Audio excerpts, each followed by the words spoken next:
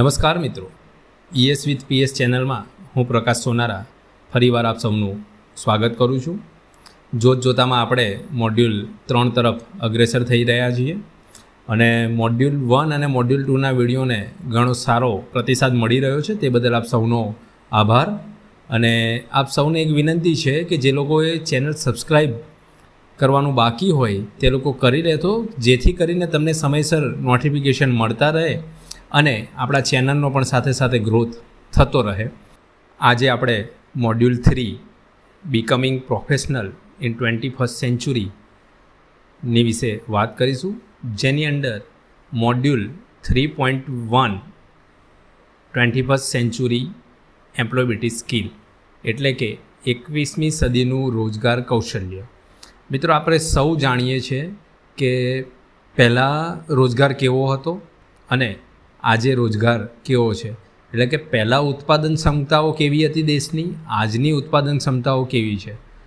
આપણે અત્યારની જો વાત કરીએ 21મી સદીની, તો આપણે અત્યાર સુધી 4 ઔદ્યોગિક ક્રાંતિ જોઈ લીધી, જેને આપણે ઇન્ડસ્ટ્રીયલ રેવોલ્યુશન કહીએ છીએ. તો ઔદ્યોગિક ક્રાંતિ ખરેખર છે શું? તો તમને જો વિસ્તારમાં સમજાવું તો ઉત્પાદનમાં મોટા મોટા ફેરફારો આવ્યા. ફોર એક્ઝામ્પલ, સદીઓથી આપણે જૂની ટેકનોલોજી વાપરતા હતા. વિજ્ઞાન અને ટેકનોલોજીના પ્રગતિના કારણે આપણે માલ સામાન કેવી રીતે બનાવવો તેમાં નાટ્યાત્મક રીતે ફેરફાર આવી ગયા છે. તમે જુઓ કે આપણા બાપ દાદાના જમાનામાં પહેલાં માટીના રમકડા એ લોકો રમતા. આપણે આવ્યા તો લાકડાના રમકડા આવ્યા, ત્યારબાદ પ્લાસ્ટિક, અને અત્યારે તો પ્લે સ્ટેશન સુધી પહોંચી ગયા છે. અત્યારનો બાળક જો ઇકોનોમિકલી શું કહેવાય ફાઇનાન્શિયલી સ્ટેબલ હશે તો તમે જોશો તો કે આપણે રિમોટ કંટ્રોલવાળી ગાડી, ઇવન કમ્પ્યુટર ગેમ્સ વગેરે રમતા થઈ ગયા છે. એટલે આ બધું ટેકનોલોજીને આભારી છે અને ટેકનોલોજીના કારણે દરેક ઔદ્યોગિક ક્રાંતિના લોકોના જીવનમાં બદલાવ આવતો રહ્યો છે. જેમ મેં કહ્યું એ પ્રમાણે કે આપણા બાપદાદાના જીવનમાં જે હતું, આપણા પપ્પા જે કરતા એનાથી અલગ મશીનરીઓ આ સમયમાં લોન્ચ થઈ ગઈ છે. મુખ્યત્વે ઉદ્યોગ ક્રાંતિઓ વિશે વાત કરવામાં આવે તો પહેલી ક્રાંતિ 18મી સદીની ક્રાંતિ કહેવામાં આવે, કે જ્યારે રેલવે સ્ટીમ એન્જિનથી ચાલતી હતી, કપાસની મિલો હતી અને પહેલીવાર રેલવેનો ઉપયોગ ટ્રાન્સપોર્ટેશન માટે કરવામાં આવ્યો. એ 18મી સદીની વાત છે, જેને આપણે industrial revolution, first industrial revolution. બીજી ઔદ્યોગિક ક્રાંતિ આવી 19મી સદીમાં, એટલે કે 1901થી 1999 સુધી. વીજળીના કારણે કપડાં, કાર અને અસંખ્ય ચીજવસ્તુઓનું મોટા પાયે ઉત્પાદન શક્ય બન્યું અને જેનાથી રોજિંદા જીવનમાં પરિવર્તન આવ્યું. ત્રીજી ઔદ્યોગિક ક્રાંતિ આવી 20મી સદીમાં, એટલે કે 2000થી 2020 સુધી, જેમાં કમ્પ્યુટરનો જમાનો આવ્યો, ઇન્ટરનેટનો જમાનો આવ્યો અને ATM જેવી વ્યવસ્થાના કારણે મશીનોએ માનવનું જીવન જે છે એ સરળ કરી દીધું. ચોથી ઔદ્યોગિક ક્રાંતિ જે આપણે અત્યારે નિહાળી રહ્યા છે, 4.0, જે 21મી સદીની ક્રાંતિ છે, 21મી સદીનું રેવોલ્યુશન છે, ઇન્ડસ્ટ્રીયલ રેવોલ્યુશન. આપણે અહીંયા અત્યારે છે રોબોટિક્સ. અત્યારે તો રોબોટિક સર્જરી પણ થવા લાગી. આખી દુનિયા ટેકનોલોજી દ્વારા જોડાઈ છે અને ઇન્ટરનેટે આખી દુનિયાને બદલી કાઢ્યું. આમ આપણે 18મી સદીથી લઈને 21મી સદી સુધી 4 ઔદ્યોગિક ક્રાંતિઓ જોઈ, જેના કારણે જે વર્ક પ્લેસ છે, વર્ક કલ્ચર છે, એટલે કે જે આપણો રોજગાર ધંધો છે, એમાં મોટા પાયે ફેરફાર આવ્યો છે.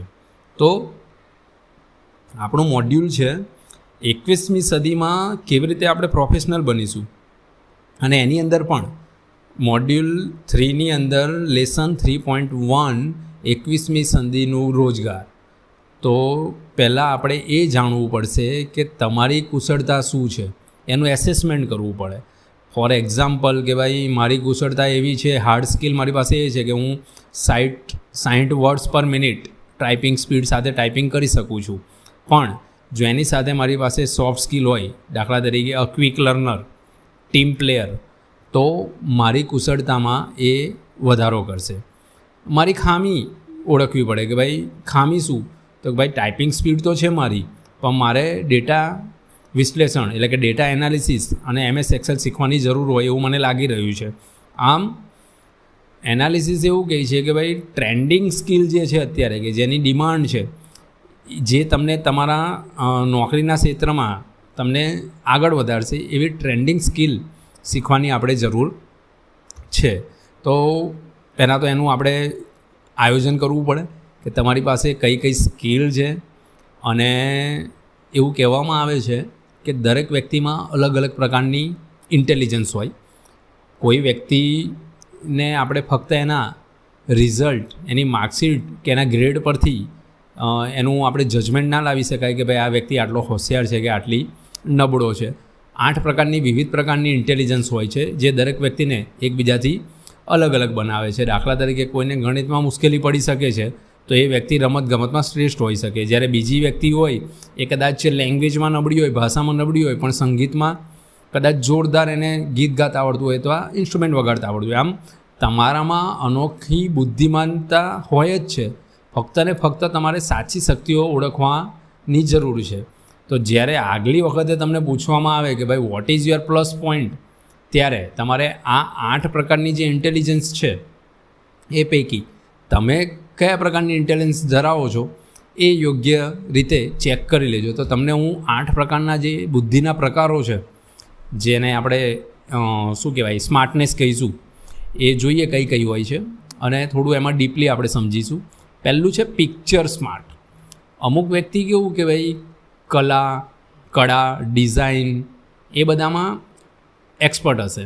ડિઝાઇનિંગ ક્ષેત્રે કોઈ પેઇન્ટિંગ છે, ડ્રોઈંગ છે, વગેરે વગેરે કલાત્મક વસ્તુઓ બનાવવી, કોઈને એની સ્કિલ હશે.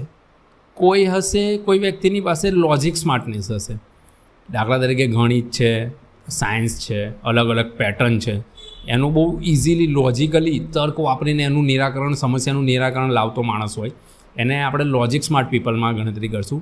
અમુક મ્યુઝિક સ્માર્ટ હોય કે જેને ગાવાનો, ધ્વનિ ઓળખવાનો, ઇવન શું કહેવાય ઇન્સ્ટ્રુમેન્ટ પ્લે કરવાનો, એ બધામાં રસ હોય એને આપણે મ્યુઝિક સ્માર્ટ કહીશું. સેલ્ફ સ્માર્ટ, અમુક જે પીપલ હોય છે એ સેલ્ફ અવેર હોય છે અને પોતાનું ગોલ એ લોકોએ ડિસાઇડ કરેલું અને ફ્રીલેન્સર તરીકે કામ કરતા હોય કે ભાઈ ના મને ખબર છે કે મારે શું કરવું, એને આપણે સેલ્ફ સ્માર્ટ તરીકે લઈશું. વર્ડ સ્માર્ટ, કોઈને વાંચન લેખન, વાર્તા, સ્ટોરી ટેલિંગમાં અથવા લેંગ્વેજમાં પ્રભુત્વ હોય તો આવા માણસોને આપણે વર્ડ સ્માર્ટનેસની કેટેગરીમાં નાખશું. ત્યાર પછી આવે બોડી સ્માર્ટ.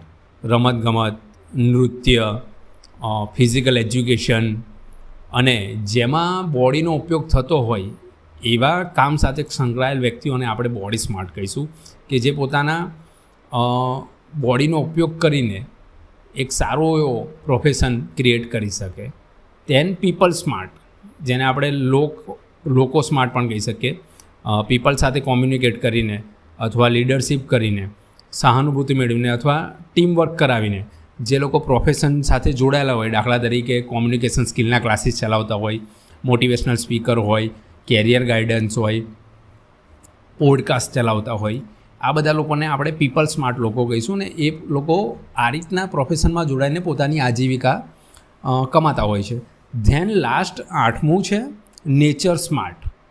પર્યાવરણ સાથે જોડાઈને પ્રોફેશન હોય, જેનું પ્રોફેશન પર્યાવરણ કુદરત સાથે જોડાયેલું હોય. દાખલા તરીકે પર્યાવરણ જાગૃતિ લાવવી, પ્રાણીઓની સાર સંભાળ રાખવી. અત્યારે તો પેટ સેન્ટર પણ ઘણા ખુલ્યા છે કે જ્યાં તમારા પોતાના પેટ્સ જે હોય, પાલતુ પ્રાણીઓ, એને મૂકી જાઓ અને આ લોકો જે હોય છે પેટ સેન્ટરવાળા એ આખો દિવસ એની દેખભાળ કરતા હોય છે. આમ આ 8 પ્રકારની સ્માર્ટનેસ હોય છે. ફરીથી કહી દઉં: picture smart, logic smart, music smart, self smart, word smart, body smart, people smart અને નેચર સ્માર્ટ. તો આ 8માંથી આપણે શામાં છીએ એ આપણે જોવાનું રહ્યું.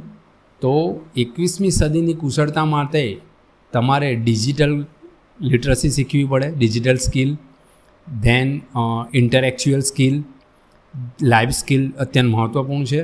અને નિયમિતપણે આનું આપણે એસેસમેન્ટ કરતા રહેવું કે ભાઈ મારામાં જે કંઈ સ્કિલ છે એ ખરેખર છે કે હું ખાલી લોકોને બતાવવા માટે કહી રહ્યો છું કે મારામાં આ સ્કિલ છે.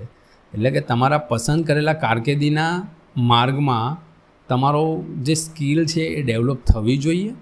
અને જો એ ડેવલપ થશે તો જ તમારો વ્યવસાયિક વિકાસ એટલે કે પ્રોફેશનલ ગ્રોથ થશે. એટલે કે એટલું યાદ રાખો, તમારી બુદ્ધિમત્તાનું અનોખું મિશ્રણ તમને મૂલ્યવાન બનાવે છે. તમારી શક્તિઓને સ્વીકારો અને વિકાસ કરતા રહો. આ હતું આપણું લેસન 3.1 21મી સદીનું ES. આશા રાખું છું તમે તમારી સ્કિલ ઓળખવામાં સફળ થશો. તો નેક્સ્ટ લેસનમાં આપણે આગળ વધીશું 3.2 નો યોર સેલ્ફ, પોતાની જાતને ઓળખો. તો ત્યાં સુધી સૌને નમસ્કાર.